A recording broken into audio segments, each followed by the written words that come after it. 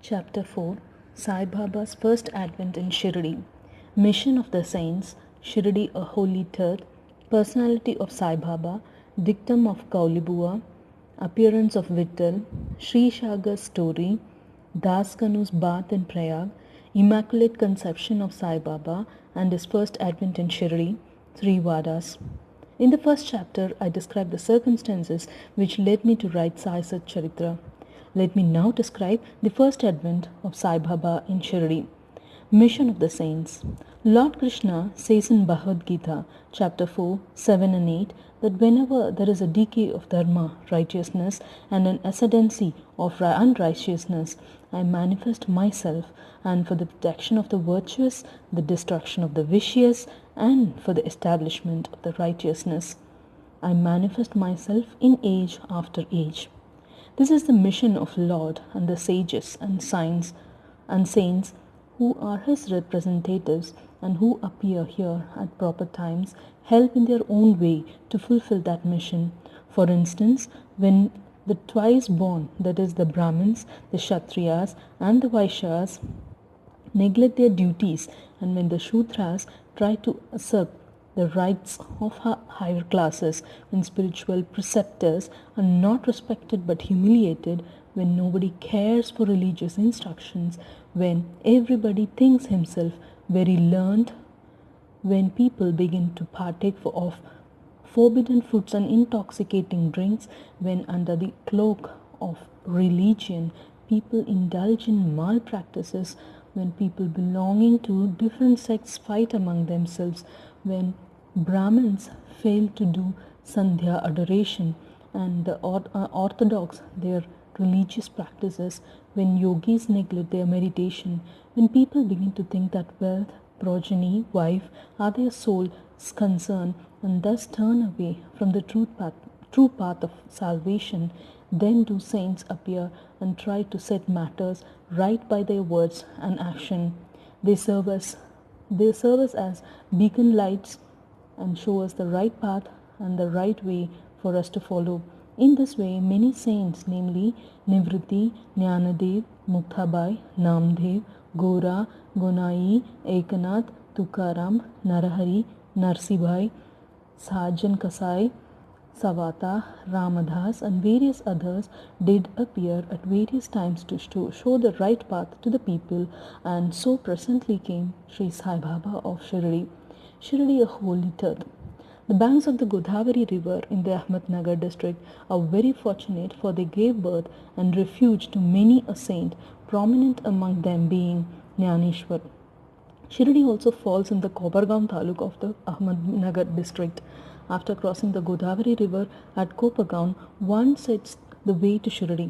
When you go 3 course 9 miles, you come to Nimgaon, whence Shirdi is visible. Shirdi is a famous and well known as other holy places like Gangapur, Narasimhawadi, Audhambar on the banks of the Krishna river. As the devotee Damaji flourished in and blessed Mangaldev near Pandharpur, as Samarth Ramadas at Sajjangad, as Sri Narasimha Saraswati at Saraswati Vadi, so Sainath flourished at Shirdi and blessed it. Personality of Sai Baba. It is on account of Sai Baba that Shirdi grew into importance. Let us see what sort of a personage Sai Baba was. He conquered this samsar, worldly existence, which is very difficult and hard to cross. People or mental calm was his ornament, and he was the repository of wisdom. He was the home of Vaishnava devotees, most liberal, like Karna among liberals, the quintessence of all essences. He had no love for perishable things and was always engrossed in self-realization, which was his sole concern. He felt no pleasure in the things of this world or the world beyond. His antarang heart was as clear as a mirror, and his speech always rained nectar. The rich or poor people were the same to him. He did not know or care for honor or dishonor. He was the Lord of all beings. He spoke freely and mixed with all people, saw the actings and dances of Nautch girls, and heard gajal songs. Still, he swerved not an inch from samadhi, mental equilibrium. The name of Allah was always on his lips. While the world awoke, he slept, and while the world slept, he was vigilant. His abdomen inside was as calm as the deep sea. His ashram could not be determined, nor his actions could be definitely determined. And though he sat, lived in one place, he knew all the transactions of the world. His darbar was imposing. He told daily hundreds of stories. Still, he swerved not an inch from his vow of silence. He always leaned against the wall in the masjid or walked morning, noon, and evening towards Lenti, Nala, and Chavadi. Still, he at all times abided in the self. Though a siddha, he acted like a sadhaka. He was a meek, humble, and egoless, and pleased all. Such was Sai Baba, and as the soil of Shirdi was trodden by Sai Baba's feet, it attained extraordinary importance. As Naneshwar elevated Alandi, Eknath did to Baidan, so Sai Baba raised Shirdi. Blessed are the grass, leaves, and stones of Shirdi, for they could easily kiss the holy feet of Sai Baba and take their dust on their head.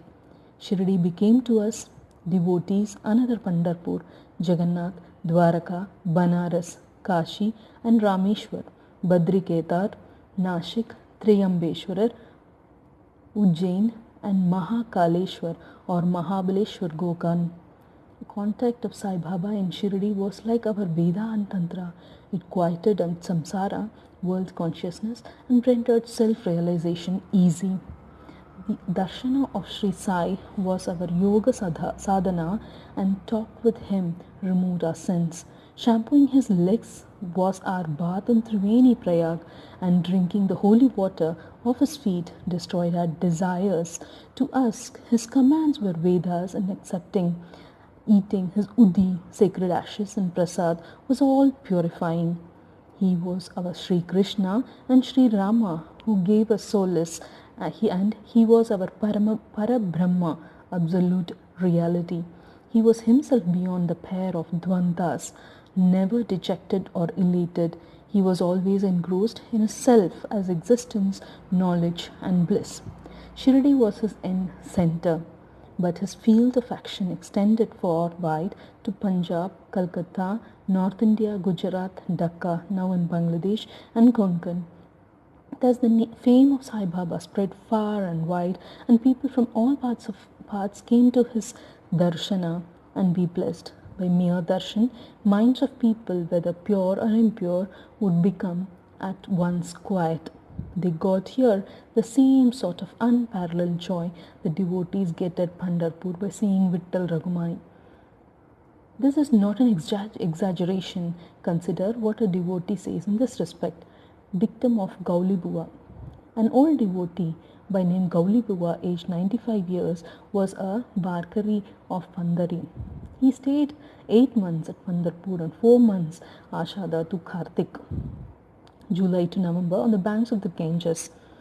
He had an ass with him for carrying his luggage and a disciple as his companion. Every year he made his wari or trip to Pandharpur and came to Shirdi to see Sai Baba, whom he loved the most. He used to stare at Baba and say, "This is the Pandarinath, Vittal incarnate, the merciful Lord of the poor and helpless." The Kaulibuva was an old devotee of Vittoba and had come many a trip to Pandari, and he testified that Sai Baba was a real Pandarinath. Vittal himself appeared. Sai Baba was very fond of remembering and singing God's name. He always uttered Allah Malik, God is Lord, and his presence made others sing God's name continuously, day and night, for 7 days. This is called Nama Shabda. Once he asked Daskanu Maharaj to do the Nama Shabda. He replied that he would do it provided he was assured that Vittal would appear at the end of the 7th day. Then Baba, placing his hand on his breast, assured him that certainly Vittal would appear, but the devotee must be earnest and devout. The Dankapuri Thakur of the Thakurnath, the Pandari of Vittal, the Dwaraka of Ranchod Krishna is here in Shirdi. One need not go far out to see Dwaraka. Will Vittal come here from some outside place. He is here. Only when the devotee is bursting with love and devotion, Vittal will manifest himself here in Shirdi. After the Saptaha was over, Vittal did manifest himself in the following manner. Kaka Sahib Dixit was, as usual, sitting in meditation after the bath, and he saw Vittal in a vision. When he went at noon for Baba's darshana, Baba asked him to point blank, "Did Vittal Patil come? Did you see him? He is very truant fellow. Catch him firmly, otherwise he will escape if you be a little inattentive." This happened in the morning, and at the noon there was another Vittal Darshana. One hawker from outside came there for selling 225 to 30 pictures of Vithoba. This picture was exactly tallied with the figure that appeared in Kaka Sahib's vision. On seeing this and remembering Baba's words, Kaka Sahib Dikshit was much surprised and delighted. He bought one picture of Vithoba and placed it in his shrine for worship. Bhagwantrau's Sri Sagar story. How fond was Baba for Vittal worship was illustrated in Bhagwantrau's Sri Sagar story. The father of Bhagwantrau was a devotee of Vithoba and used to make waris, annual trips to Pandharpur. He also had an image of Vithoba at home, which he worshipped. After his death, the son stopped everything, the wari, the worship, and the Shraddha ceremony, etc. When Bhagwantrao came to Shirdi, Baba, on remembering his father at once, said, "His father was my friend, so I dragged him here. He never offered Naivedya, and so he starved Vittal and me. So I brought him here. I shall remonstrate him now and set him to worship." Das Kanu's bath in Prayag. The Hindus think that the bath in the holy tirth of Prayag, where the Ganga and the Yamuna meet, is very meritorious, and thousands of pilgrims go there at periodical times to have the sacred bath there. Once Daskanu thought that he should go to Prayag for a bath, and came to Baba to get his permission for doing so. Baba replied to him, "It is not necessary to go so long. Our Prayag is here, believe me." Then, wonder of wonders, when Daskanu placed his head on Baba's feet, out came or flowed streams of Ganga, Yamuna water from both the toes of Baba. Seeing this miracle, Daskanu was overwhelmed with feelings of love and adoration and was full of tears. Inwardly, he felt inspired, and his speech burst forth into a song in praise of Baba and his Leelas, Immaculate Conception of Sai Baba, and his first advent in Shirdi. Nobody knew the parents' birthplace or birth of Sai Baba. Many inquiries were made, many questions were put to Baba and others regarding these items, but no satisfactory answer or information has yet been obtained. Practically, we know nothing about these matters. Namdev and Kabir were not born like ordinary mortals. They were found as infants in mother of pearls, Namdev being found on the bank of Bhimrati river by Gonai and Kabir on the bank of Bhagirathi river by Tamal. Similar was the case with Sai Baba. He first manifested himself as a young lad of 16 under a neem tree in Shirdi for the sake of bhaktas. Even then, he seemed to be full with the knowledge of Brahman. He had no desire for worldly objects, even in dream. He kicked out Maya, and Mukti, deliverance, was serving at his feet. One old woman at Shirdi, the mother of Nana Choptar, described him thus: "This young lad, fair, smart, and very handsome, was first seen under the neem tree, seated in an asan. The people of the village were wonderstruck to see such a young lad practicing hard penance, not minding heat and cold. By day he associated with none, by night he was afraid of nobody. People were wondering and asking whence this young chap had turned up. His form and features were so beautiful that a mere look endeared him to all. He went to nobody's door, always sat near the neem tree. Outwardly he looked very young, but by his action he was originally a great soul. He was the embodiment of dispassion and was an enigma to all.